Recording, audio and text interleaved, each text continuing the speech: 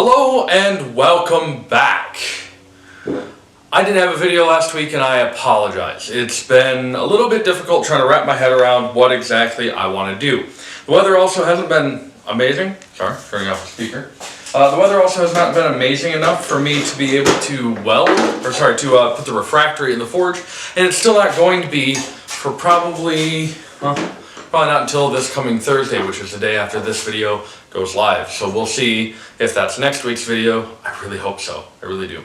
So, that said, I came up with a different idea. This video, or after last video, I started struggling with what to do for an idea because my welding skills are not good. This is very pitted.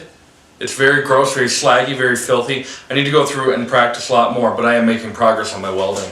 I actually did record a video for this past week that I wasn't happy with, and I figure I should probably upload videos that I'm happy with and that I'm proud of, and I was not proud of that one at all. So, hopefully this one turns out. Hopefully the camera that I'm talking into right now, which is my Canon Rebel, is behaving, because this screen down here appears to be different than what I see when I go to edit. So I apologize if that video has been kind of gross or kind of grainy.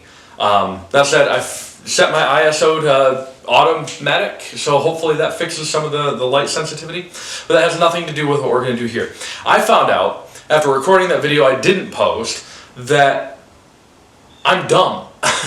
I could literally just buy some bolts and put this together that way. And so I started researching what different materials are viable for certain temperatures. Now I know, based on the handouts that were sent to me for my Mr. Volcano forge, which is currently down here, that my forge exterior, the shell of it, should not exceed 600 degrees Fahrenheit, which I don't know what the Celsius is. Editor me, throw something in about how hot in Celsius 600 is Fahrenheit. That would be lovely. That said, I found out that a 304 stainless steel actually will handle, I think, working temperatures up to like 815. And so hopefully, since these bolts will not be right on top of the forge, we should be just fine, right? So I decided, let's try this. Let's make the stand with bolts. And if it doesn't hold the way that I'm comfortable with, I can go back through once I've practiced my welding a bit more and weld the joints together. That way I have a stable platform that is bolted together that I can weld on, rather than trying to do it all free dangling when I'm not that good of a welder. So that's what we're going to try doing in this video, is we're going to try to, at minimum, cut and drill holes for all of the steel that I need. So I went and I picked up some more angle steel. This is going to be cut specifically so that I can create a box frame at the top of the legs that we cut last time. If you don't remember, the legs that I cut for the stand were these little 3-foot things. You can't see them on camera, but yeah, we cut these out, and the plate steel was going to be welded to the top of those.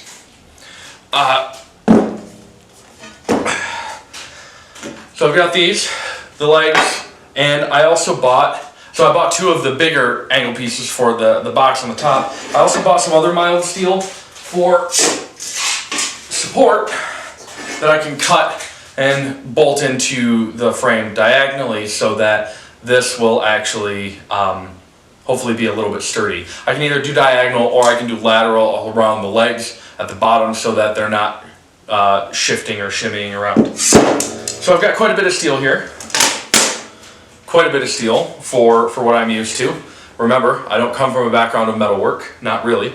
I also went out a while ago and I bought these. These are carbide drill bits that are rated for mild steel.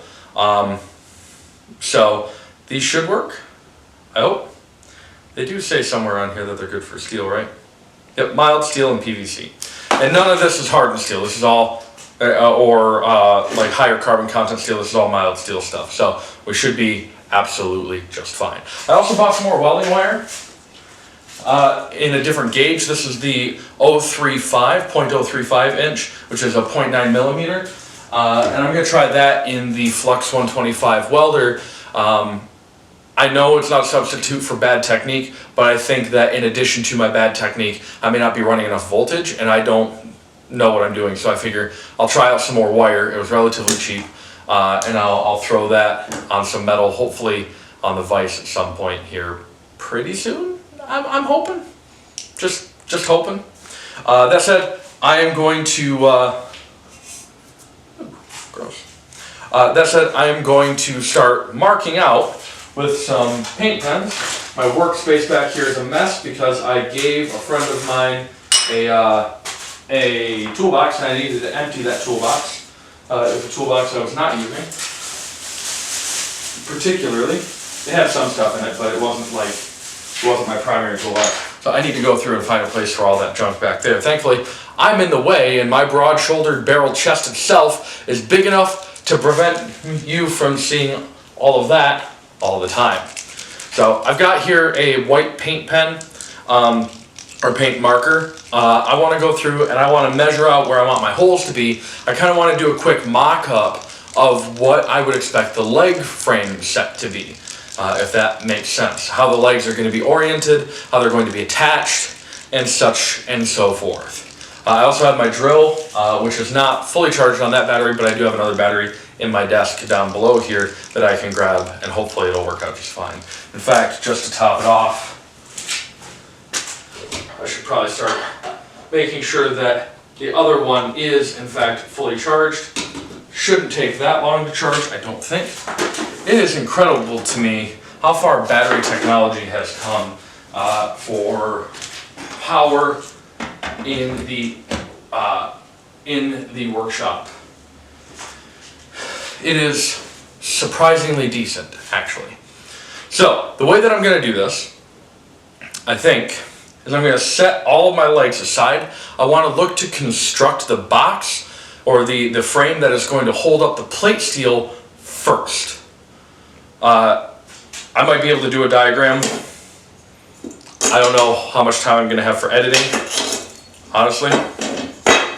I have some Dungeons and Dragons today in about 2 hours, so I need to leave in about an hour and a half. I'm excited for that, honestly. Move my reinforcement steel back here. I've gone from being completely nervous about working with metal to being fairly comfortable with working with metal in a very short amount of time.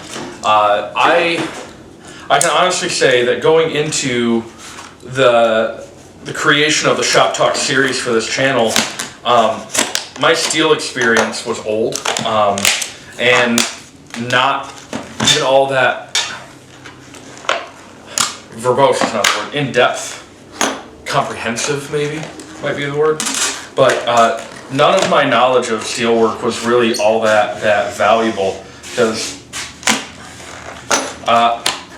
it was always so permanent, you know. If you cut off too much, you had to go back through and weld. And when I was younger, I really wasn't comfortable welding. I'm still not comfortable welding, and so like my experience has been pretty narrow up to this point. And then I started doing the Shop Talk and started looking into like steel and how to work with steel and, you know, videos that other channels have done, you know, with the experience of steel. And it's been really interesting and I've really thoroughly enjoyed it, what little I've done with it. But it's also, this is the most steel I've ever worked with. And likely will continue to be the most steel I've worked with up to this point.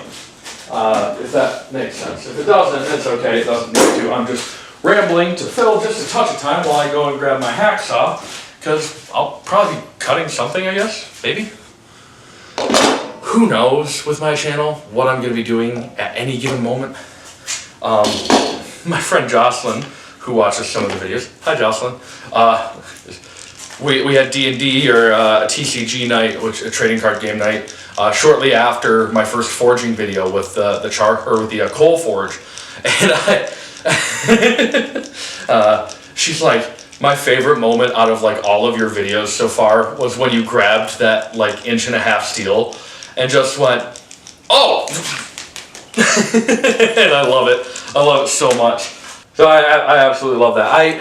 If you have a favorite moment from any of my videos, gaming or shop talk or vlogs or whatever, let me know what they are. I would love to know, because I'm in a channel where I would love to be doing more. I would love to understand what you guys want to see out of the channel more.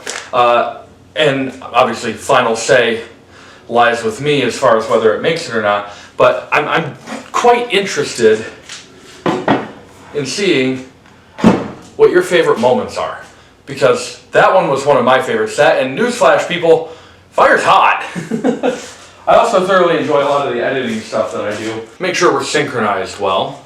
Hopefully this is visible enough. Again, I know there's grain here. I can't do much about that. Sorry. I'm going to try to talk to this camera up here and try to gesture to this camera down here. Just multi-camera setups are complicated, all right? Just complicated. So we've got sheet steel here. And essentially what I want to do is I want to take my angle steel that I've got here, and hopefully I've got enough. If I don't, we will adapt. The idea is that this steel will essentially go over top, or underneath like that. I could probably clamp that. If I were a smart man, which I can be sometimes, if I were a smart man, I would take this and I would Jed clamp it down. There we go on that one. Cool. So now I need to know, this should be a 12" by 24" piece of steel. And I think I used to have a tape measure around here. There's one. I found my big tape measure actually, which is nice. So yeah, we should have 24" that way and about 12" this way. Cool. That's actually, unlike my other steel, that's what I want it to be. And this is 4 foot long. Make sure my other piece is also 4 foot long. And it is. So we have 8 feet of this angle steel. And if we've got 24, and we've got 24, that's going to be 48 right there. So that'll be 1 piece of this steel. And then the other one, I should have some extra left over. I should have plenty of this angle steel. This angle steel here, the bigger stuff, the rougher stuff. I should have plenty of that to complete this box.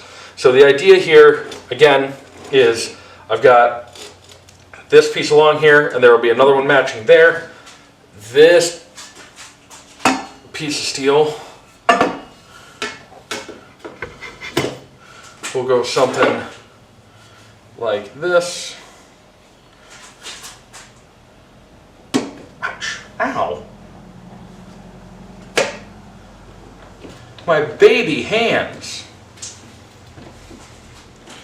Again, the idea is that this will be in a corner like this. We should have this width here, then the 2 lengths. That should make this box. This box then will have, can I do this without it falling? Probably not, knowing my fortunes.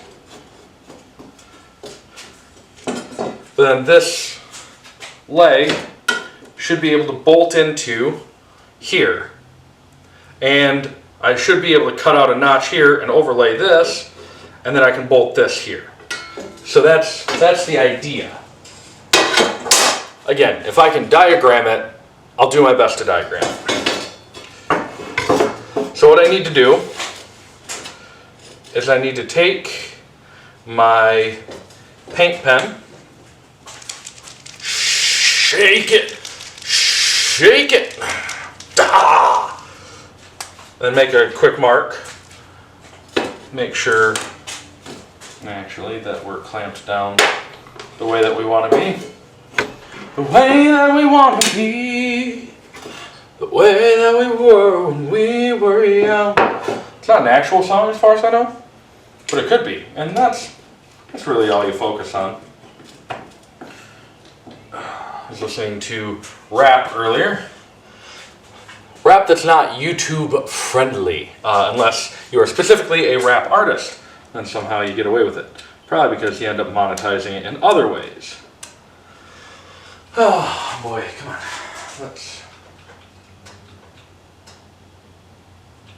There we go.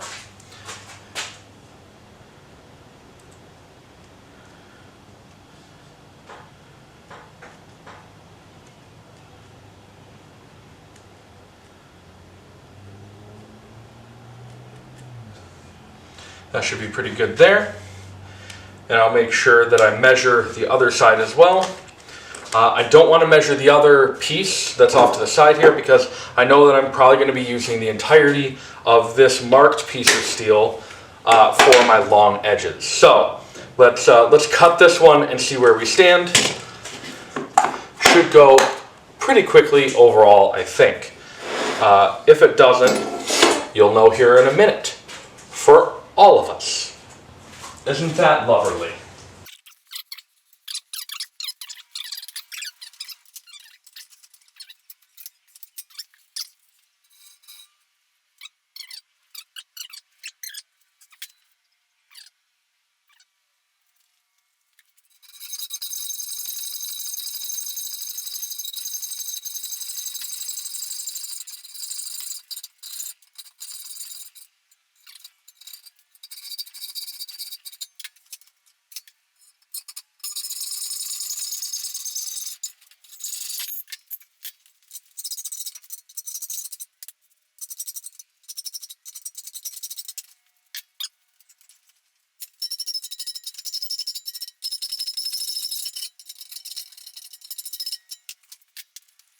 All right, so I got my first piece cut, right?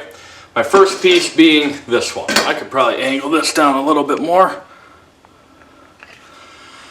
There you go. So my first one being these two pieces here. These should be the long pieces. I went through and filed them down as well so that we're not running into too big of an issue with burrs or hurting ourselves or whatever. And this is not exact. These are not perfectly out to the edge, flush the way they probably should be, but that's okay. I'm not going for perfection. I'm going for functional and something that looks kind of nice. My next challenge here is going to be actually marking out on my other piece the width that I need for the base, as well as the overlap that I plan to have for these, right? So I want to have it where this piece here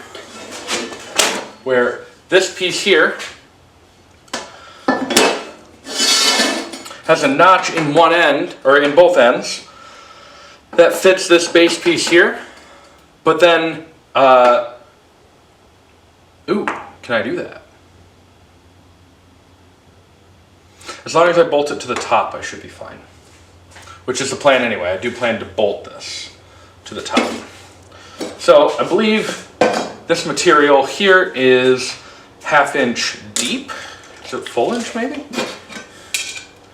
It is a full inch deep. Okay. See? Don't make assumptions. Measure everything. So we want to have an inch cut out on the base side, which is going to be here.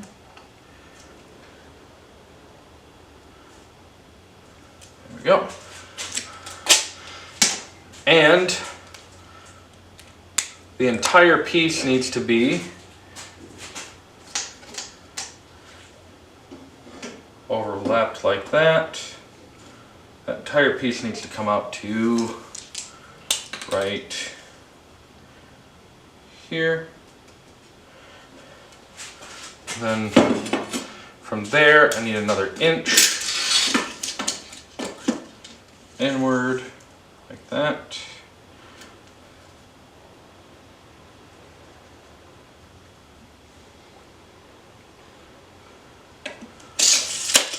we go. So then from there, there, there, and this is going to be an X there. That'll be an X there.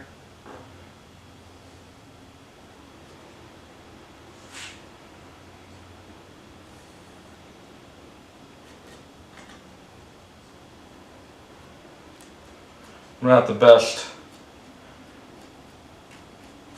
for drawing out lines. I know I'm not using a straight edge. Again, if it's an inexact cut, I can turn around and I can file this into position however I need it. So I'm not super worried about it. And if this goes well, I'll make the other one to match as well. So I'm gonna get back over to cutting. I'm gonna skip past this one for your convenience, because what are you gonna see? Just how I cut things? Pretty simple.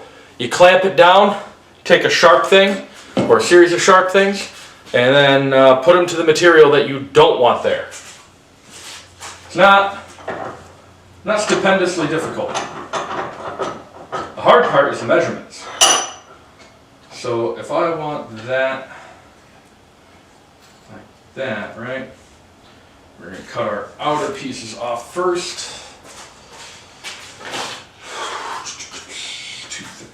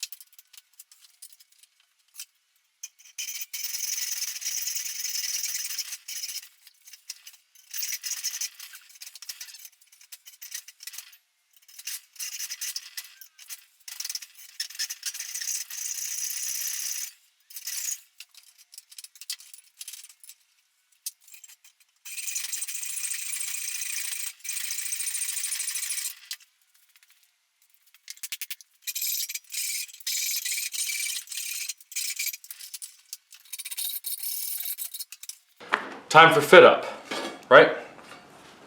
My monitor's about to die, so gotta move a little bit quickly for this round. I'm not gonna get all this done in one shoot. This will end up being multiple shoots for the same video. May not be able to start this again until tomorrow. It's totally fine. Make sure we fit up. And we're off. And that's kind of what I expected. Should not be too bad to clean up though. I need to take just a bit off of here.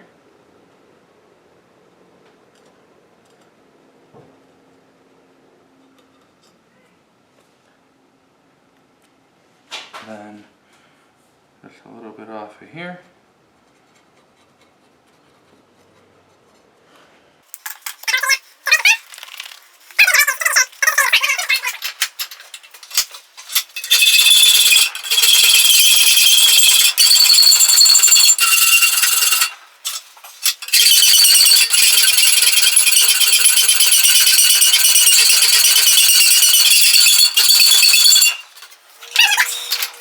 I might not have a good enough file for this.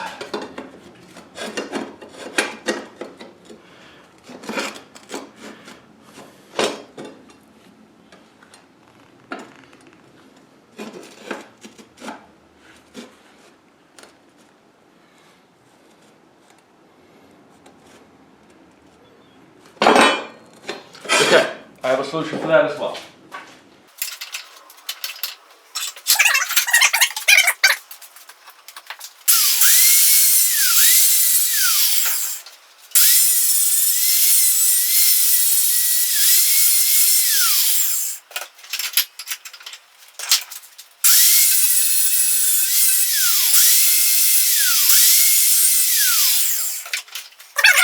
But a high-powered file. Am I right?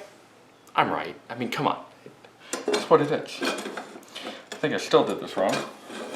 Which is my modus operandi.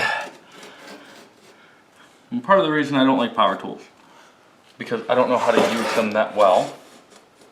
Make sure you're in place to the best of my ability. And I really should learn how to use power tools a little bit better. But, oh. Well, okay then. That explains a little bit more.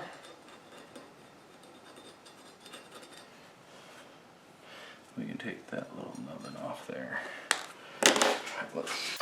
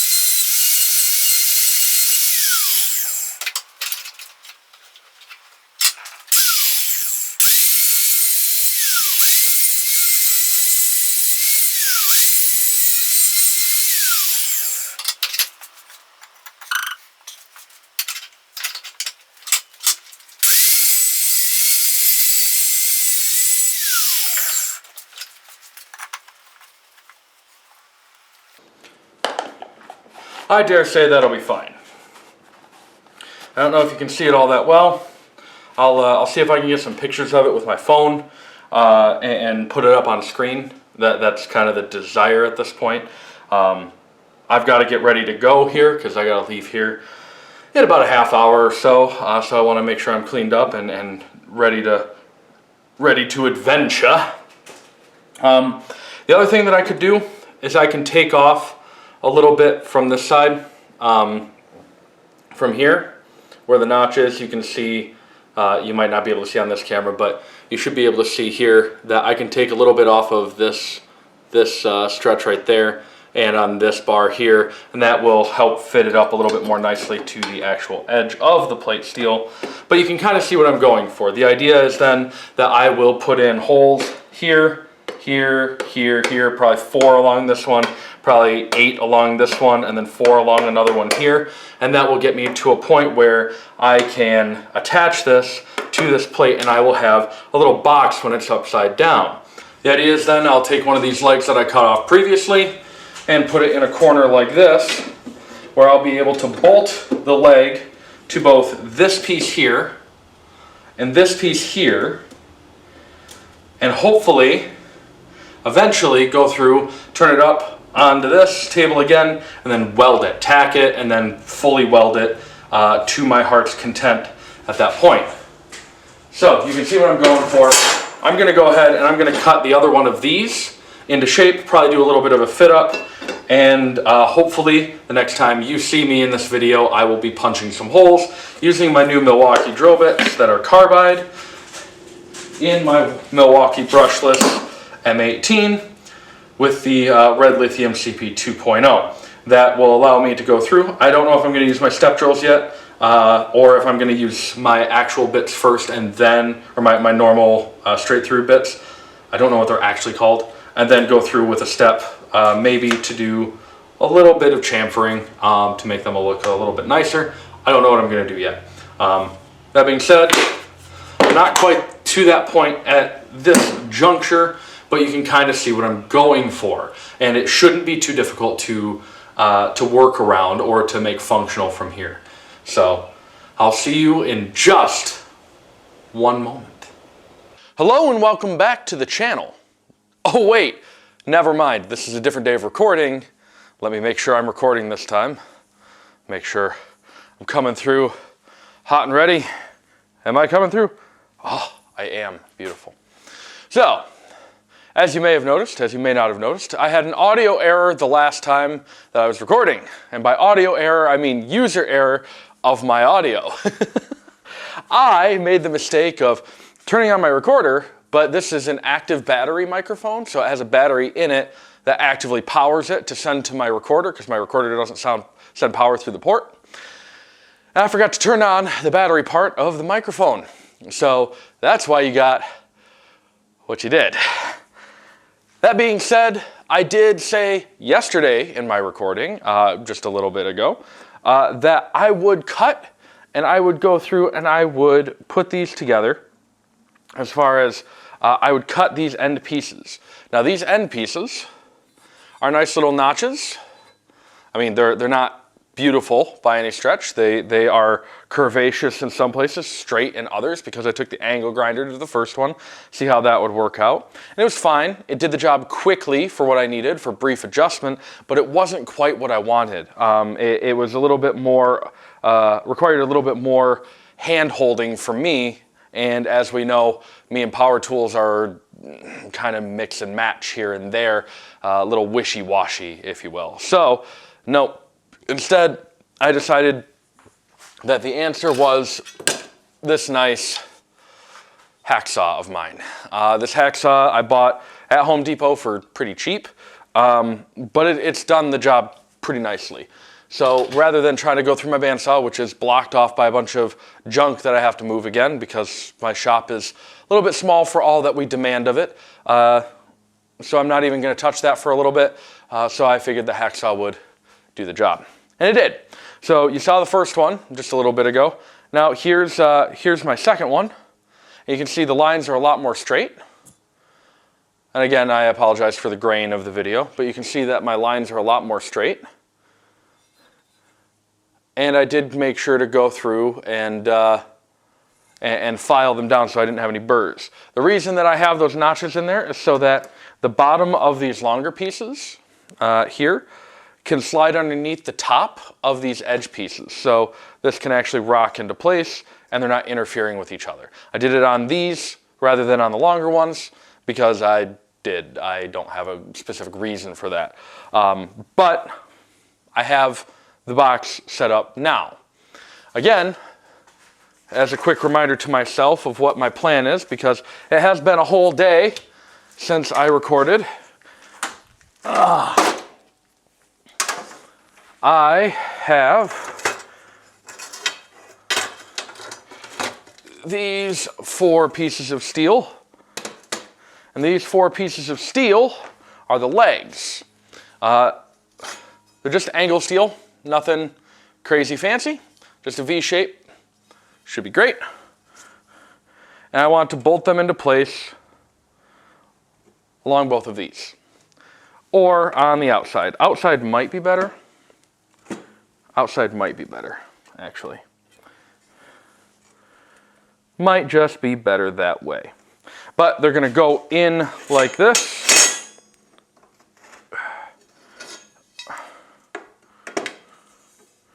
They're going to bolt in. It gives us some nice anchor points. And then I'm also going to have some crossbars for them as well. But I'm not going to cut the crossbars until I have the legs attached nicely. So that I know my exact measurements for everything that I need. So that is the plan. There's going to be a decent amount of time lapse for the cutting and stuff in this video, which you've already seen some of. Again, I'm producing this, I'm designing this in my head as I go for the video and for the project itself. I've done a little bit of thinking ahead on this, but not a ton. So this is not a masterclass in how to fabricate or to create things. This is a journey of me learning and me dragging whoever wants to watch along with me. So do what I do at your own peril. So that being said, I've got these pieces now. I'm gonna take my marker here and I'm gonna actually, before I uncap it, shake it up. I'm going to draw outlines of each of my legs here on my steel plate so I know exactly where my holes need to go.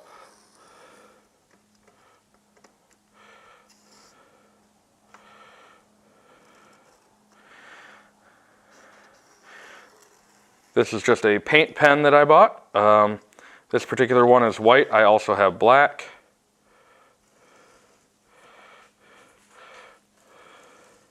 It doesn't carry a ton of paint along with it, which leads me to believe that either this is a garbage marker or I am doing something wrong. It could literally be either of those things, because I bought these paint pens, or these paint markers online. I've never bought paint markers before. I've used them plenty of times. When I was growing up, my family and I used to do stained glass work. And when you're drawing on glass, many of your tinted glasses are darker. There are a number of lighter ones, obviously. But if you want to create any kind of shaded contrast, you use darker pigments. And when you use darker pigments, you need to still mark where your cut lines are going to be, or your score lines. Cut lines because you score around your cuts, or cut around your scores, whatever. The inverse of that statement is also probably true. But the lighter marker helps with the darker pigment glass, so you can see it better, and the dark obviously on the lighter. Yay, inverse color contrast. So we're gonna pop this out. We're gonna draw a line for our small bracket here, and then one on this side. This doesn't need to be perfectly in line with what we would expect the end product to appear as, but we do want it kind of semi-accurate so that we can get this taken care of in a way, once again, that we would expect. Now I know where each of my parts is. It's gonna go like that, and now I know this. Was this completely unnecessary? Probably, but I wanna know where things go in case they get shimmied or shifted around. And then what I'll probably end up doing is I'll probably go through and clamp these and drill them. So like grab this, slide the plate off like this, and then I'll clamp this end down and make sure that it's held in place.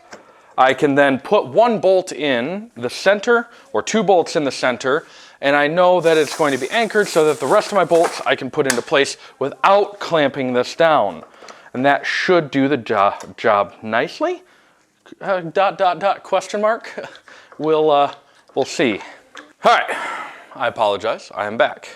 So now the next actual step, I have to find out exactly what bolts I want to use. Now I bought some relatively small bolts. I did not buy anything huge because this is what was available at the time. These are 304 stainless steel bolts. And I've got a little chart here, which is lovely. It's gonna be upside down to you, I apologize. But I have a bunch of bolts here. And I'm probably gonna use these, because these are the biggest ones in the bunch. These particular bolts are M520s, and I have 20 of them, so I'm going to use probably all 20 of them for this particular project. I want to make sure this is held together nicely. But I'm going to grab one of these, and I want to make sure I know what nut goes with it, and I will be washering or putting washers on each of these. I should have plenty there. Now I need to find the drill bit that makes the most sense for this out of these. And this is an M5. Of course, these are in imperial, not in metric. And it looks like we could probably do a 3/16. That's probably what we're gonna have to do. I have to remember that I'm putting in bolts, not screws. And the reason I have to remember that is that if I'm going to use screws, I need to leave material for the bolt to grip, or the screw to grip onto, whereas with a bolt, you want it to be generally passed through, as far as I know. So I'm going to try this with 4.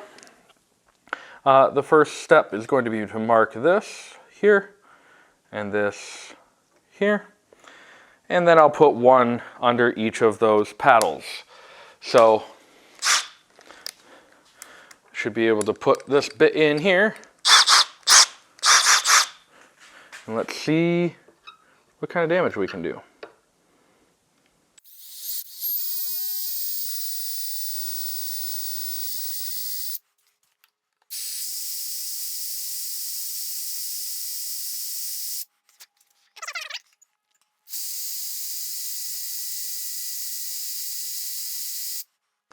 think I'm through on that one. Hope I'm not dulling out my bit. That would be a darn shame. I am not through on that one. Fantastic. That's what you want to see. You want to see that your drill mark is not all the way through. Do you know why you want to see that? You don't. That sucks. I'm going to do that real quick.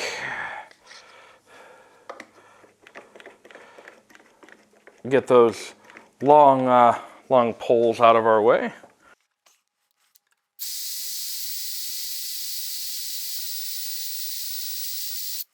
Now that is definitely all the way through the tab. Yes.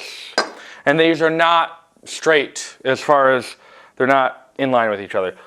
I'm fine with that. Your results may vary. You may decide that that's not what you want. That's totally up to you. I don't particularly want it, but I also don't particularly care. This is an at-home forge. I'm not building this for a production environment.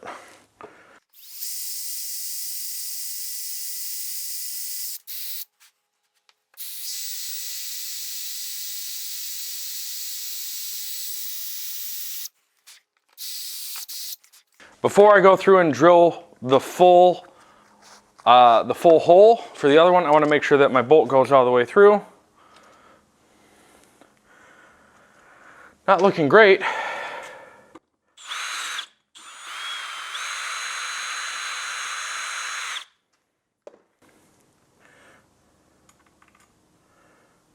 So, there we have a problem. The solution to which, I think, is just drill a bigger hole, I think. That seems logical to me, but I know that there's like 1,000 people on the internet that are gonna be like, no! The proper way to do that is to take a blowtorch and just burn your way through it. It's like, that doesn't sound right to me, but. I'll try this real quick, and that's still not going through. So, I guess the next step up is this, which is going to be our step drill. If this doesn't do it, I got real questions. And I'm wearing a glove because there's a lot of metal shavings all over the bench here.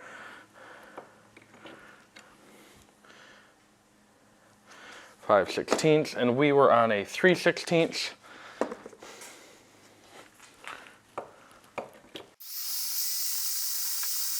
Oh, nice.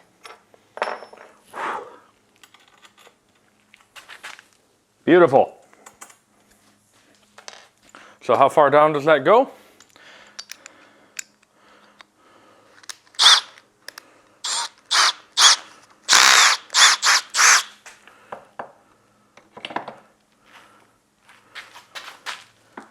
That goes down to the 1/4 inch.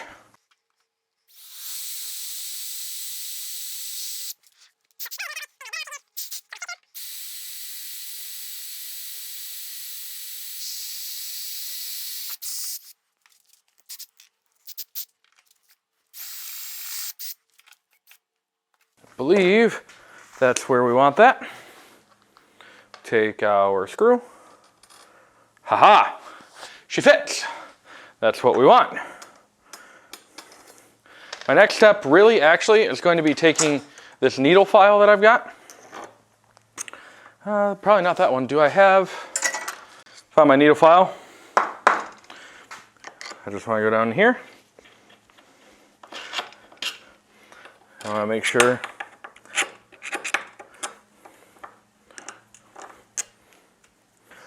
should be fine. Probably not enough. Again, this is an at-home machine, so we'll need to make sure that that is clamping in properly.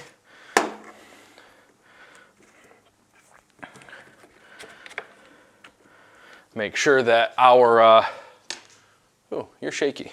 I apologize that this camera, by the way, the hand camera is shaky. I don't know if you've seen it yet in this episode. I'm not really sure how else to stabilize it at the moment with the current setup.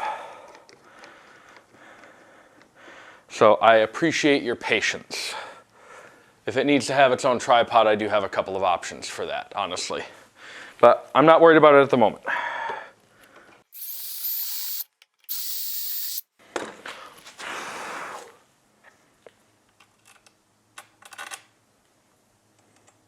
Nice. So the way that this will actually be attached is that these bolts will come in through the bottom like that with a washer on them. Let's show you right now, actually. Let's grab lock washers. I don't really care about lock washers.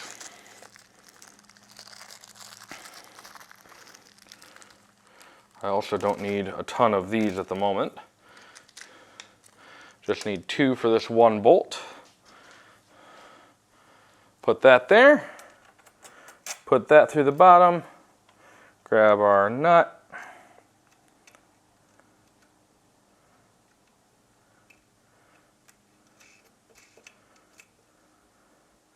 There we go. See? Just like that. Not complicated, not difficult, just a little bit of time goes a long way. Now I recognize that one thing that I've been wanting to do on this channel, but I haven't done a whole lot of lately, is I have not told a whole lot of stories. I haven't told you a whole lot about me.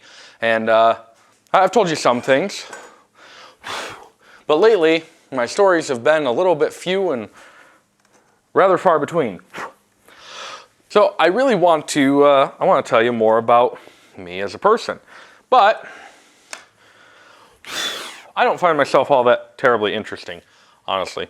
So ask away, ask questions. I'm happy to answer questions. Meanwhile, I'm going to try to find the right tools to tighten down these. That's probably too small. That looks like it might be the ticket. There's absolutely the ticket. And I've got these nice little Allen keys that they provided for these particular bolts.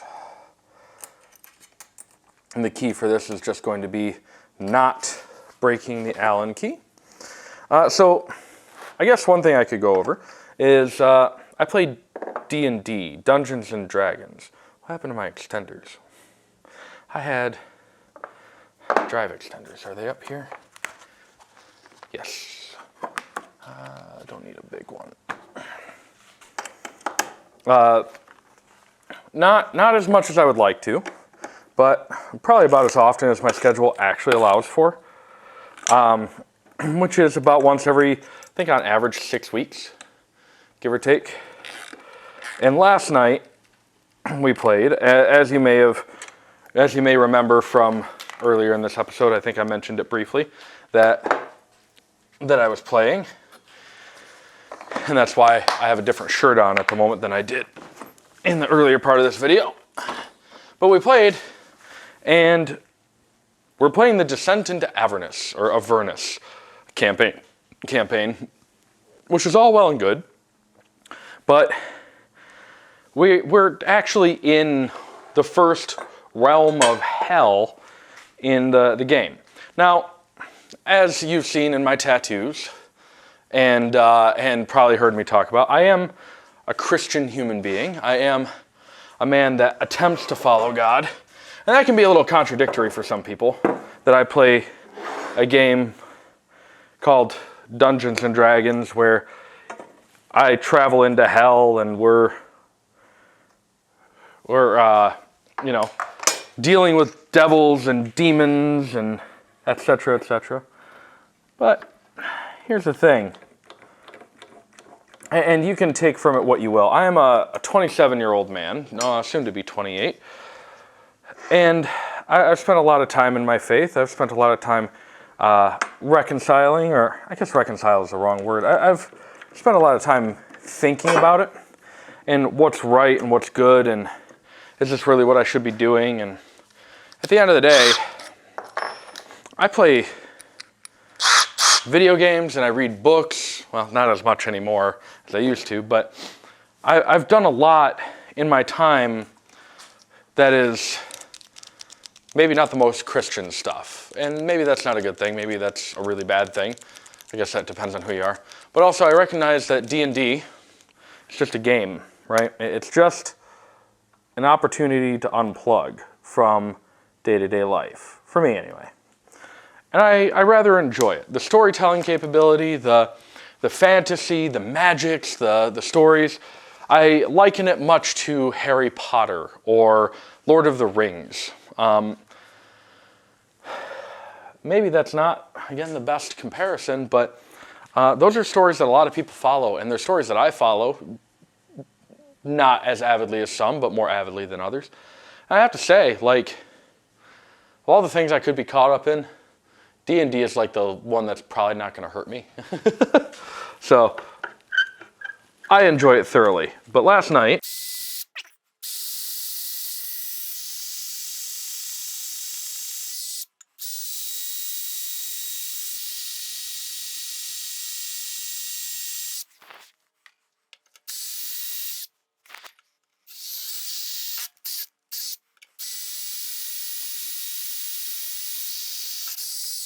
ow, my hand. So, last night we were in the first ring of hell, and one of our party members decided, hey, my character would do this. Now, as somebody that is not a huge role player, like I don't get into the full character all the time, and I recognize that some people do, and that's fine. You have fun in the way that you have fun, right? It's fine that you're trying to stick to your character as best you can, but it's worth noting, just because your character has this nature of, oh, I'm going to charge into battle and defeat my enemies, doesn't mean that you need to jump stupidly into battle with enemies that you know you can't beat. One of our party members decided to do so. And it ended up getting the entire party killed. Now, I'm not going to say that this individual screwed up majorly, made the biggest mistake of the party's experience, but I think I'd be remiss to not mention it. A friend of mine put it, I think, the best way that I've ever heard it put, which was, let's, the game is supposed to be fun. Why don't you help people have fun? Now, this is what's going through my head the entire time that this exchange is going down, right? So, this is going through my head the entire time, like, oh my God, you're gonna kill us all, you're gonna screw up the story, you're gonna make us re-roll in the 11th hour of the game. Come on, dude. Like, come on. What are you doing? What is the purpose here? And of course, the excuse of, this is what my character would do, this is what my guy would do. It's like, how do you argue that intelligently? And there are a number of ways, obviously, but none of them were coming to mind, so I was doing my best to not be a complete jerk face to this guy about it. And it ended up being one of the most challenging, frustrating, gripping moments of the campaign so far. Like, it ended up being so difficult to make a decision at that point, because we're in, we're in hell, essentially, right? We're in the first ring of hell. Not the first ring as in like Dante's Inferno first ring of hell, because there are 9 hells in D&D, but like we're in hell, right? And so we're like, okay, what's going to happen if we die? Are we just going to die outright, or what's going to happen? And so as everything fades to black, We wake up in the exact same place that we were, killed in, and we are approached by an individual in a very dapper suit, I might add. And this individual offers us a deal. Now, this should be obvious. If somebody shows up in hell after you've been mortally wounded and says, I'll let you live, I'll help you out and get you back on your feet if you're willing to come back down here when you really do die. You know that's not good. But what do you do? And again, I'm not the most RP heavy character. Hey, that's looking pretty good. I'm pretty happy with that. Let's get the other two legs, or the other two pieces of the box on. Just gently, we don't need to have it crazy at the moment.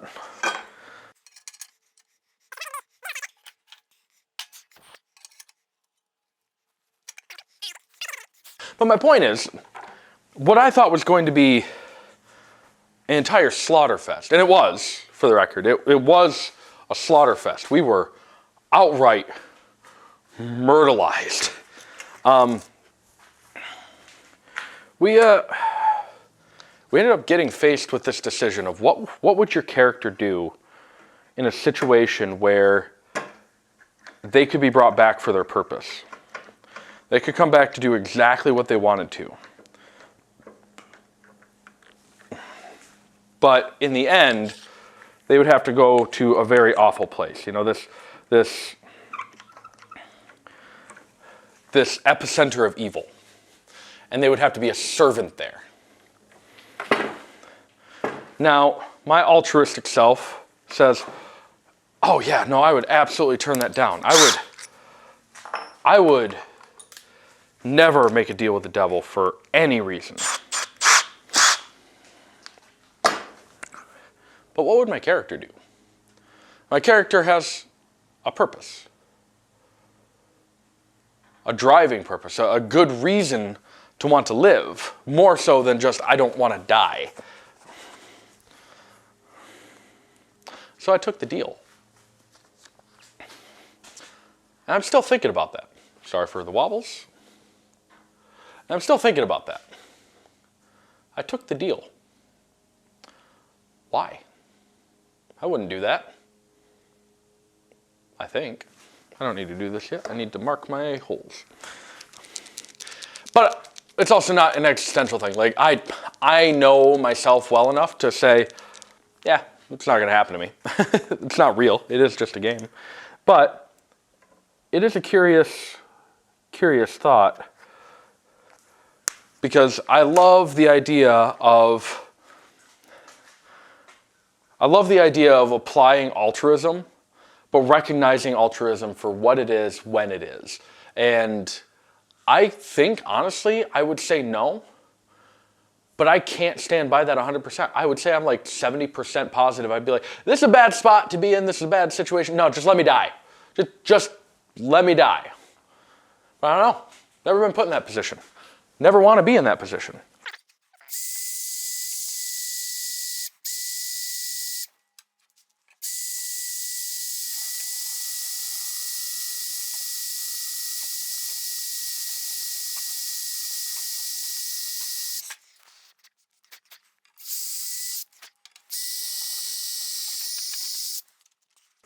If you're ever in a situation in a game where one of your team members decides to do something real stupid, in the game, they're probably not your family. Abandon ship. But again, super compelling story element.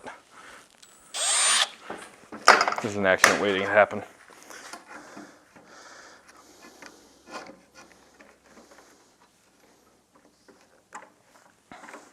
It was surprisingly jarring, because we've been kind of playing around and being like, oh yeah, no, we're gonna die. There's a total party kill here. We're not gonna survive. Come on, let's back out or whatever. And lo and behold, this is the first time it's actually happened. And oh my gosh, Was it stressful? We tried to stay alive. We really did.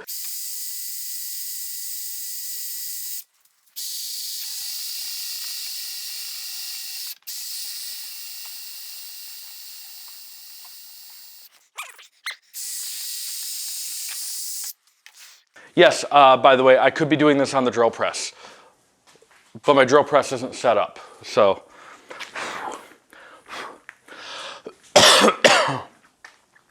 I apologize for all the coughing. I have allergies, and like things are blooming outside. Excuse me. Ah! So that's the fun of it. But again, the whole point of D&D is for everybody to have fun, right? And there are going to be varying degrees of fun that each person has. Try to have fun with it.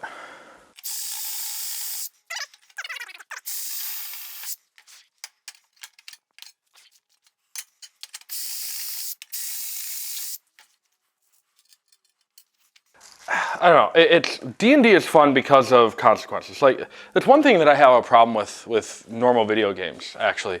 And actually, there's a good example of a video game that doesn't do this. There's an excellent example of a video game that doesn't do this. But in most video games that I've played, there aren't true consequences to anything, right? Like, sure, you have to start all over. You have to, go back and find the start of the quest, and you gotta do some traveling, right? But there are no dire consequences. Nothing that's like, oh crap, I really flubbed it, and now I've got to figure out problem X, Y, or Z, right? Again, the one game that I can think of off the top of my head, I know there are a number of them that do this, but there's one that I can think of off the top of my head in video games specifically, that there are consequences to you not jumping back. Actually, there are a couple. Not jumping back on the horse immediately, right? So, actually, yeah.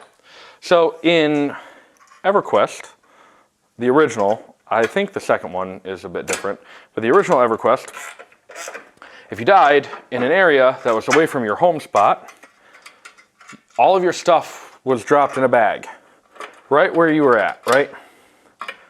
And you've got a time limit to get back. I think RuneScape may have done this, like RuneScape Classic may have done this as well. It's been a long time since I played RuneScape though. And the consequence of you not getting back within that time limit was you lost everything you were hanging on to. Dark Souls games, and maybe Demon Souls to an extent, which I know they're kind of in the same space, relatively speaking, made from Software. But I know Elden Ring, you die and you rush back to your body and your stuff is there, or not your stuff, your runes are there in Elden Ring. Unless you die again. If you die twice, without having retrieved your runes from the first death, you lose those runes. But even then, you still have that one life to go and get those runes. And let me tell you, I really enjoy Elden Ring. The other From Software games, not as much, because even though I'm typically a linear story kind of person, Dark Souls, Bloodborne, etc. have a tendency to rake me over the coals because I don't have a way to build up experience or anything like that easily. Whereas in Elden Ring, you've got a couple of options, right? So anyway, the lack of permanent consequences for your character and for you, really, is annoying to me. That's why I like the FromSoft games. That's why I like D&D, is there's consequences. I've been in this campaign for 2 years. If we die now and have to re-roll, that's 2 years worth of a character that I've lost. And I didn't think I was as attached to Drizzt as I am, and Drizzt is the name of my character. But I am, apparently, rather attached. Plus, I really like the way Drizzt plays right now, so Grave Cleric, Air Ganassi.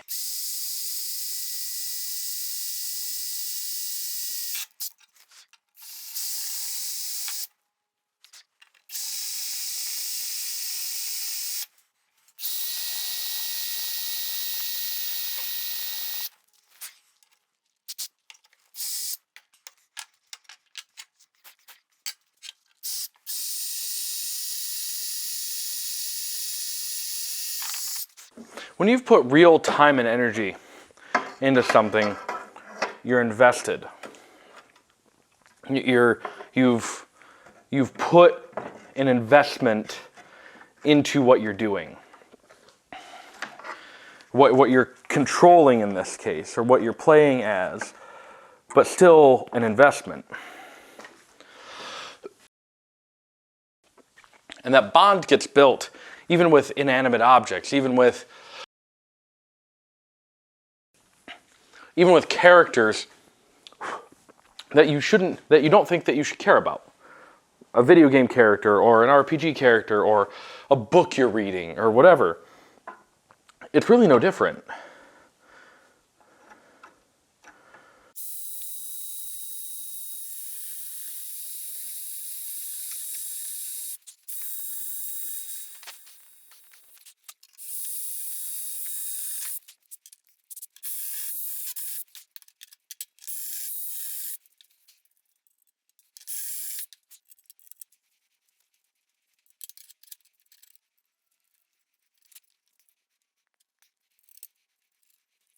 Sorry, I've gone quiet once again. I'm so close to having just the top piece here done. And I figured I'd wait until I had a moment. Not done, but close.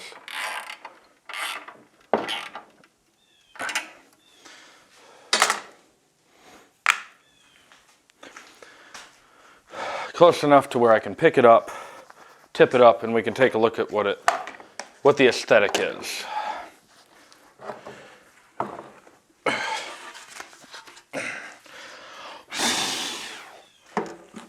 There we go. It's generally what the aesthetic is going to be on the top of it. Then we'll take our forge. And the forge will go like that, with a fire brick on this side, at least one, and then another fire brick on the other side. So that's pretty dang cool. I'm pretty happy with that. Obviously, I'm going to be putting more bolts in. The fire brick should protect these bolts. I got to figure out what I'm going to do about these bolts. Might have to pick up some insulation or something like that. So we'll see about that. So let's flip it back up. And I think that's actually pretty sturdy. What I want to do is I want to start the legs on this because I have a limited amount of time for recording and we're running up on that time now. Next up, I want to measure out and do this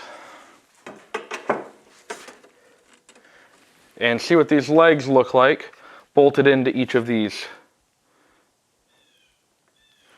So that'll be the next move. And those may have to point with the head in here out that way because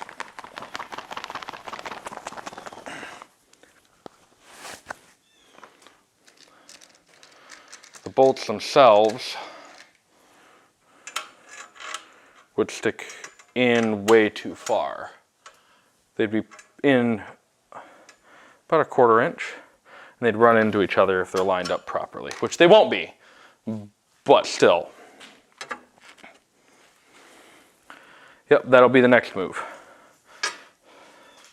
So, I gotta figure out how to do that. Thank you so much for watching this, actually. I really am enjoying this. Hopefully, at some point, I'll be able to go through and weld all of these pieces together. These corners, and then these pieces here. And then if I'm decent enough, I might go through and try to weld these actual lengths to the top itself, but I don't know if I have a strong enough welder to do that. These are not critical welds for this because I have the bolts in place, but I want to be careful because these bolts at 304 stainless steel only have a working temperature of about 815 degrees Fahrenheit, and we're going to be forging at anywhere between 18 and 2400 degrees Fahrenheit, I believe. So yeah, that's kind of where I'm at. So again, thank you so much for watching this. This is intensely fun. It's nice to take scrap and turn it into something a little bit more refined anyway. Or scrap, take steel or semi-raw materials and turn them into something more than what they were when I started. If you like this kind of content, go ahead and like this video. Throw a like. It tells me that you are enjoying the content and that you want to see more of it. If you have suggestions for how to go about the next part of it, which is attaching the legs, throw it in the comments below, obviously. That's what they're there for. And if you're new here and this is the kind of content that you're enjoying, maybe check out that subscribe button, see if it's red. If it is red, go ahead and click on it to turn it gray. Then there's a little bell off to the side that you can click on and hit all on the notifications, and it should tell you every time I have a video go live. So usually that's on Wednesdays at about 2 p.m. Eastern Standard or Eastern Daylight Time, depending on the time of the year.